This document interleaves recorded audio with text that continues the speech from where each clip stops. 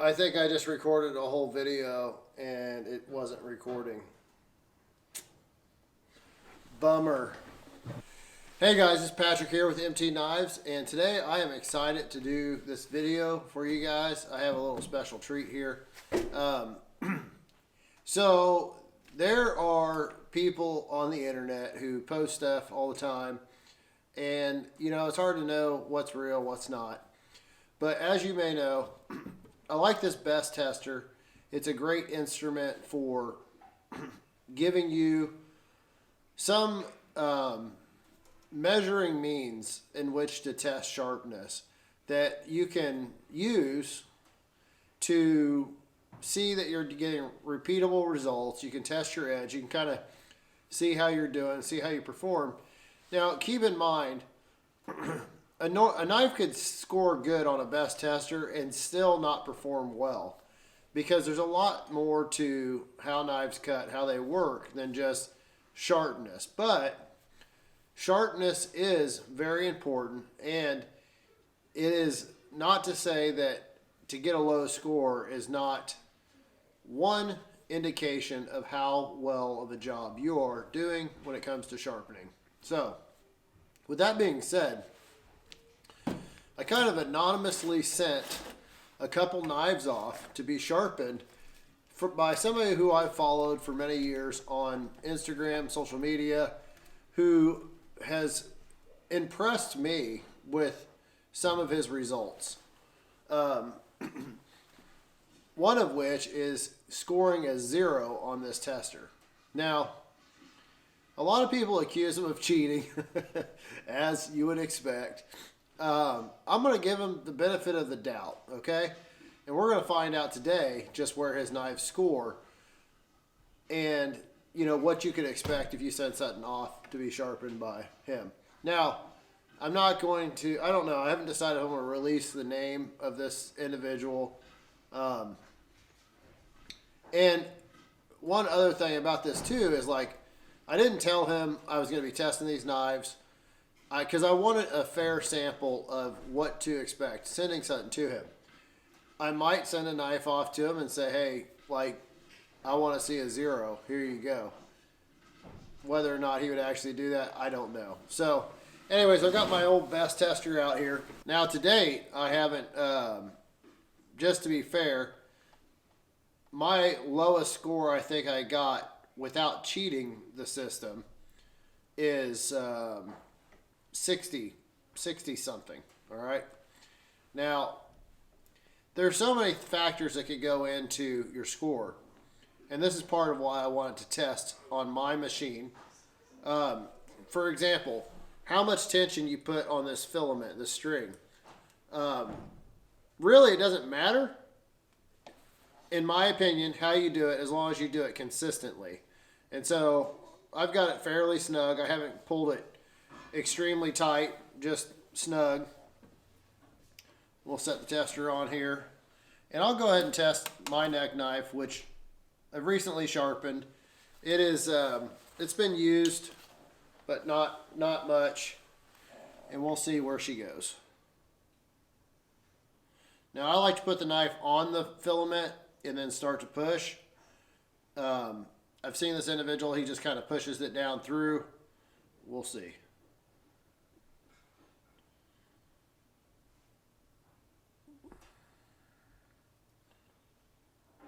Okay, there we go. All right. 114. Not bad. So, there you go. My knife, recently sharpened, not a little bit use on the edge, not fresh off the stones.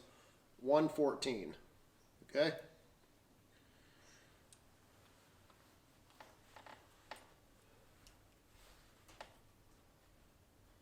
I think fresh off the stone, that knife was getting 70 something.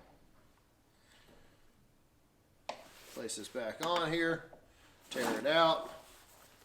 Now let's check these out.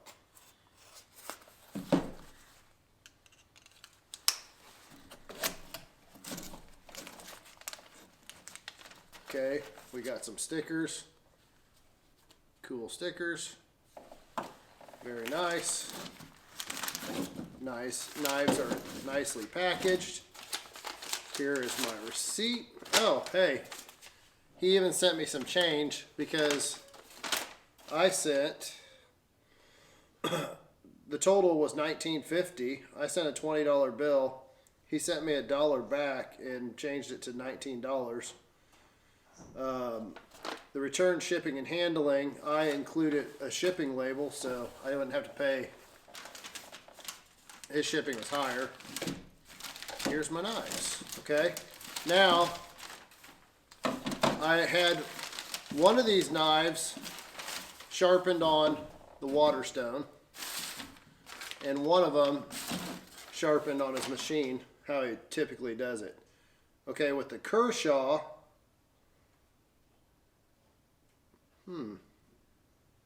$7, $7.50, flip-flop, $12, Waterstone. Okay, so I wanted him to sharpen the Genesis with the Waterstone and the Kershaw on the machine. So we'll test the Kershaw first off. I'm going to inspect this edge, see what it looks like. Okay, nice finish. Very nice. He didn't remove, you know, sometimes a sharpener will remove way too much steel. This looks really good. I gotta say, he did a nice job. I'm gonna say his angle of his edge is probably more shallow than I would typically do. Let's measure the edge angle. Be careful not to ding up the edge. I don't even know how to really read this. It looks like a solid laser. Let's see. There's another brand of these laser testers I might get. Kind of looks to me like it's a 2 or 3 degree edge. All right, let's see what this thing does. Okay, we got zeroed out.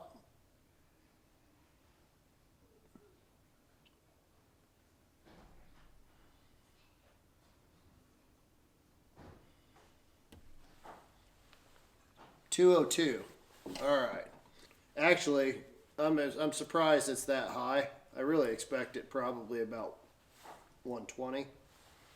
All right, let's try this again. Zero it out.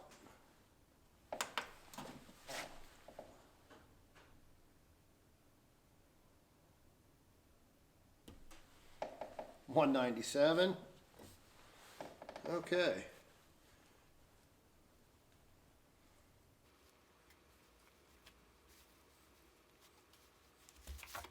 Okay, tear this out. Oh, now I'm gonna mess with it. Tear it out. Third test.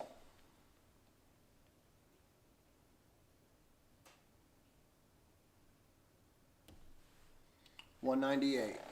So 3 tests, all around 200. And now I'm going to do a test kind of how I see him do it, which this is not the way that I would recommend testing with this tester. I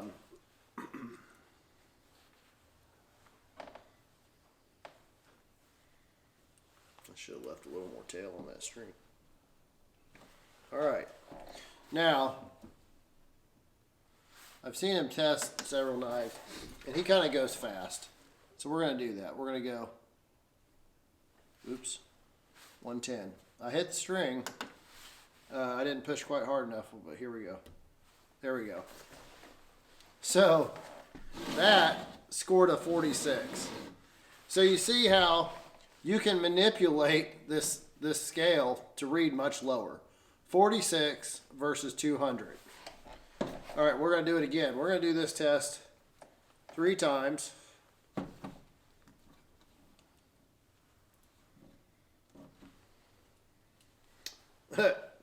So I did the same with one of my knives, and I got like a 15. This scale is not going to give you an accurate reading if you're going too fast. So basically, the scale is picking up measurements, but it can only pick up so many measurements a second, right? So let's say it can pick up 200 measurements a second. So if you go real fast, you can bypass some of the readings before the scale has time to register it, okay? So here we go, another fast cut again. Oops, 97. I didn't do enough force. I'm gonna do it here. There we go. We got a 22. All right, better yet. So, as you can see here, if you want to get a low score, if that's your only goal, is to get a low score, here's how we cheat the system. Take the knife, you just go. Wow, I got a 42. I mean, that's not, to me, there's about no point in testing your edges if you're not going to allow the scale to get the readings and to do it properly. All right, we're going to tear this out. One more time, I'm going to do a fourth reading, kind of slow and steady the way I test the blades. I'm going to set the knife onto the string. 195. 195. You know, like that's, to me, that's a fair reading. That's not a score to be ashamed of. Again, he did a really nice job sharpening this knife. The edge is very consistent. It looks great. Overall, I think what he charged to sharpen this knife is, I mean, it's right in line with what I would charge to sharpen a knife. He did a good job. Now let's test out his water stone sharpening.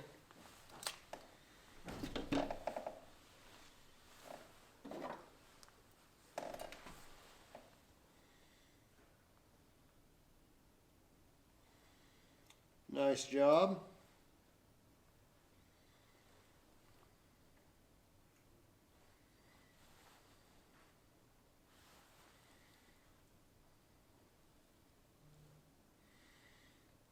To me, honestly, it doesn't look any different than his machine sharpening. If I had to guess, I'd say he sharpened it on the machine and came back and just touched it up a little bit on the water stones, which, in my opinion, nothing wrong with that, because at the end of the day, you are doing the final touches with the water stones. Should be, unless you overheat the blade, you know. Okay, now with this knife, I'm getting more of a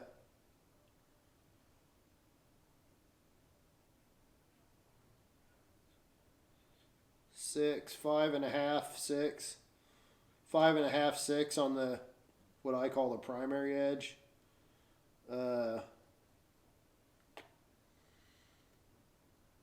And if I'm looking at, looks like 20, 19 degrees. All right.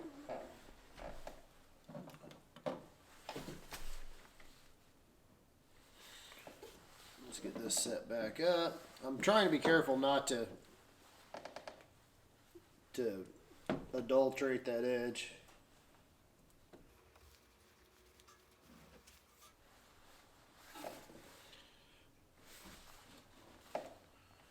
Okay, we're set up. Tear it out.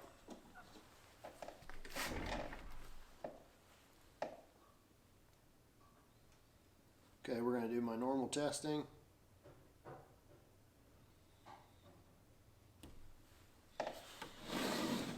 .217.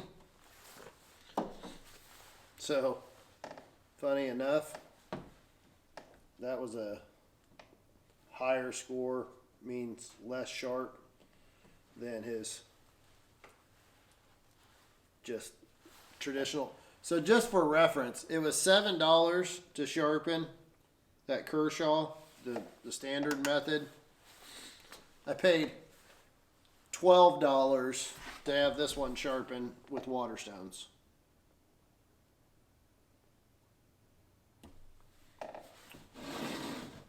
$234.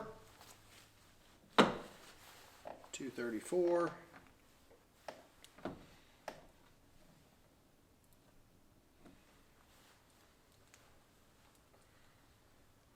Well,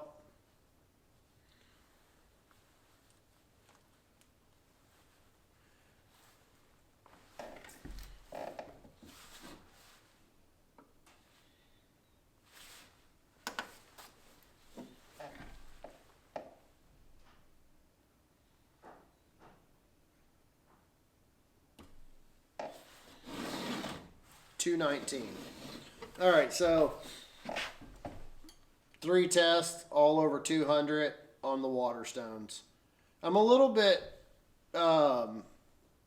disappointed, like with the Waterstone sharpening, because in my opinion, I can get knives sharper on Waterstones than I can a machine. If I were to guess, if you buff the crap out of something, I would say that this edge could be, just needs a little more stropping or buffing to get lower numbers, because I don't think it's a problem necessarily with the, I would say if he took this and then hit it on Waterstones and then didn't, this edge is super smooth though, super glassy. So I almost feel like he buffed it. This is not, that's not off of stones like that. So if he put it on Waterstones, he definitely stropped it good after the Waterstones, because that is not a toothy edge at all.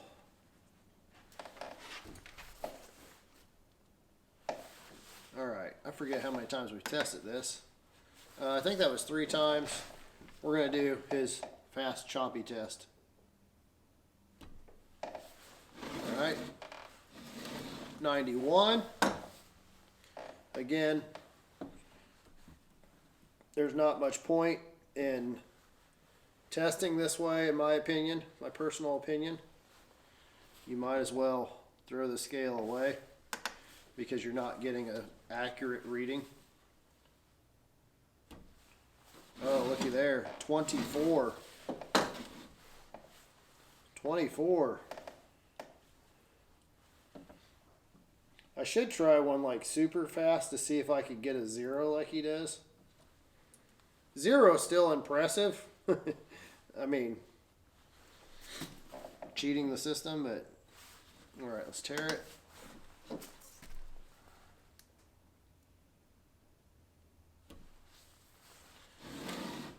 $71. $71. All right.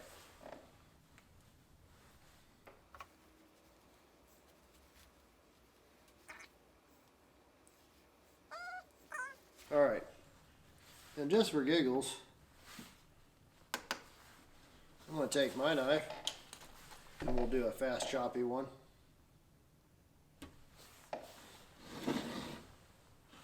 Ooh, an 11. That's my lowest score yet. So, anyways, a test is only as good as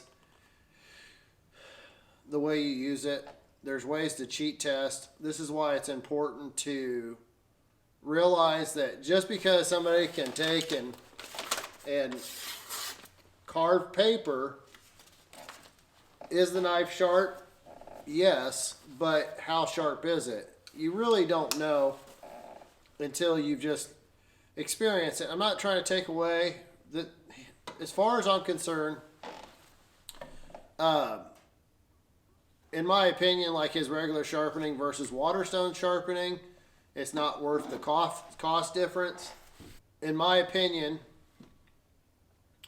the only time you'd really want to pay for Waterstone sharpening is if you have a high-end kitchen knife or a very expensive knife and you want minimal material removed.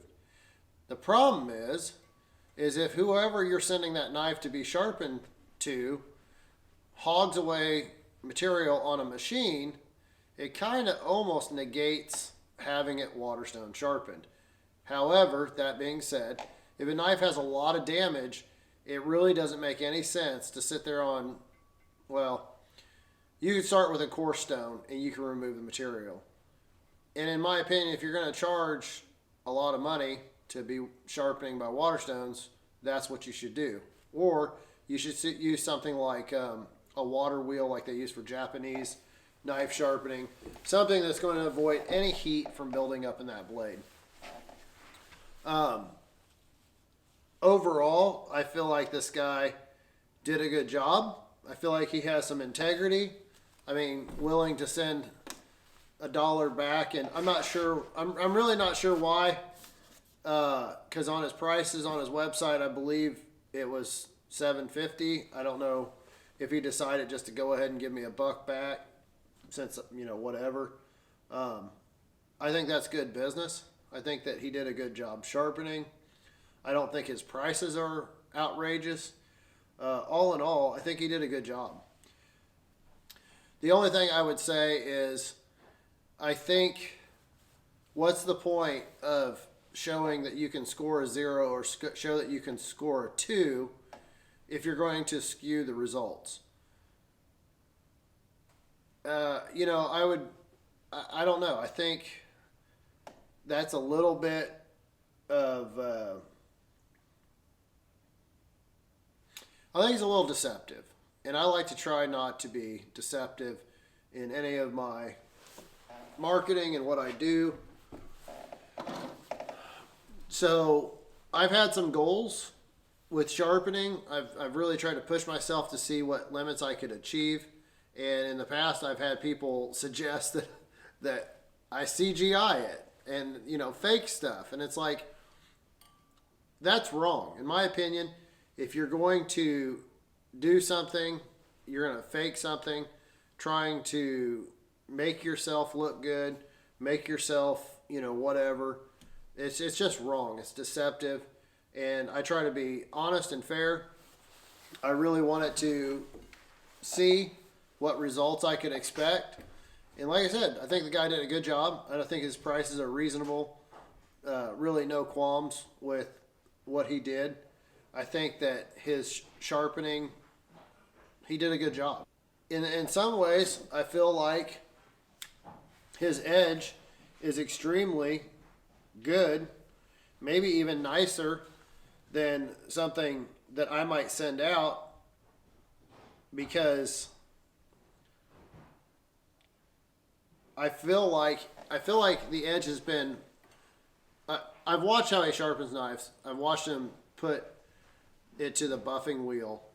And my concern anytime you use high-speed buffing is you're going to create heat in the edge. And I know that people will say that, you can do it safely, yada, yada. But my real concern is not that you're going to ruin the heat treat, you're going to ruin the temper in the thickest part of the steel, or even in this part of the steel. All you have to do is damage the heat treat, the first microscopic level of that edge. If you take the heat treat, if you take the temper out of the very edge, then you've ruined the edge. Okay, you're not necessarily going to ruin the knife, but you can ruin the edge. It's not going to hold as long. It's not going to perform as well. And so that's where I believe anytime you sharpen with a machine, it should be slow RPM, and especially the finer grits that you go, the finer grits that you use, your abrasives need to be sharp and they need to be moving slow, or they need to be water cooled. Okay? I believe that's how you're going to get the best edge. And honestly, I believe the reason I can get a knife sharper on water stones than I can on a machine is that 1% to 2% sharper that I can get on stones that I can't achieve on a machine, I believe is from that very fact that in the stones, there's zero heat being created, or whatever heat's created is dissipated by the water, versus the little bit of heat that's created from the machine itself, okay?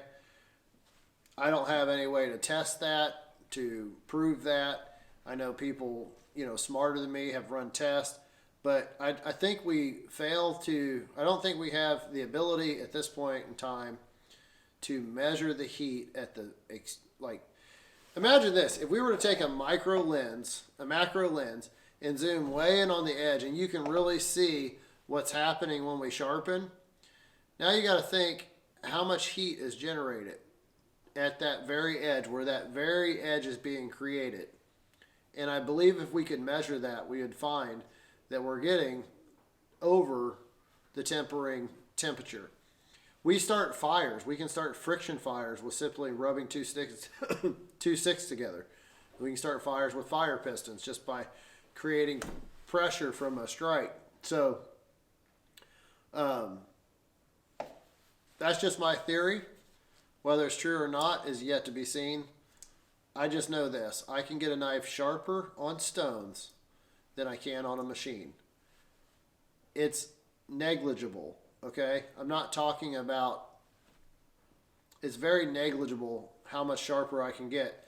But if I'm really pushing the limits, I'm really trying to get a knife as sharp as I can, I'm going to do it on stones. Now the sharpness difference is not practical. It really just comes down to bragging rights, or, you know, I achieved this extra layer of sharpness. So anyways, I thought this would be a fun video. Well, that's interesting. I thought it'd be a fun video. This knife